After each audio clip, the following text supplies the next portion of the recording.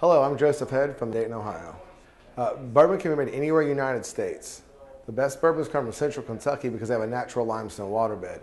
The water is high in calcium and high in magnesium. There's no iron in the water in Kentucky. Iron's bad for making whiskey. Bourbon is the one thing America is never going to lose. You can make televisions, you can make cars in other countries, but bourbon has to be made in the United States, so we'll never lose that. And they try it in other places, and a lot of the grain and the spirit, it's the season, it's the air. Like your scotches have that salt water, and that salt water is prevalent. And they've tried to take Scotch barrels to America and bourbon barrels to Scotland.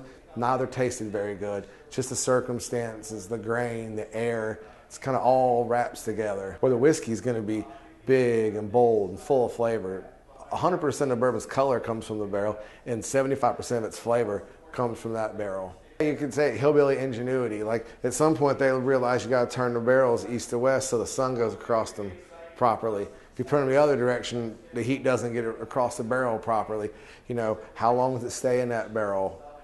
Charred oak, the placement, those things are all matter. I believe the maturation is the most important part of making bourbon.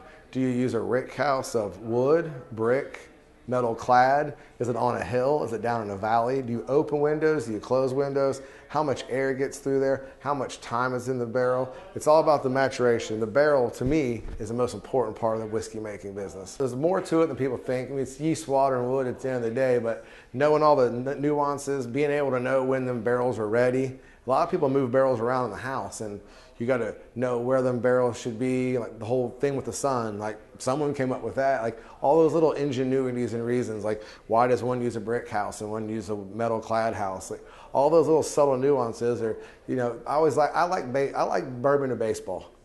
I love baseball. I get why people don't like baseball. It's about subtle nuances. If you know what a 2-1 pitch means in the fifth with a guy on second, that's baseball. That's bourbon. All those little subtle flavor nuances. Once you get past it, like seeing what's what, I think they both have a lot in common. And they make subtle bourbons for the beginning palate, and they make big barrel proof bourbons for a big palate. So they're making a bourbon for everybody. You just got to find it. But nowadays, these bourbons got all this flavor. And new charred American oak will give off 6 flavors of vanilla. Those flavors don't become pronounced until a 6-year mark. So if you drink a flavor bourbon that's got big caramels and toffees, big flavors of vanilla, drinking something 6 years older. But it's light and citrusy and spicy, drinking something 6 years or younger. So them older bourbons, nowadays they have as much flavor as like we talk about like a wine or a beer. Or in the old days, why we have cocktails, whiskey didn't taste very good. It was really young and it wasn't good. So you need all that sweetness in it to make it drinkable. Nowadays, they all stand by themselves.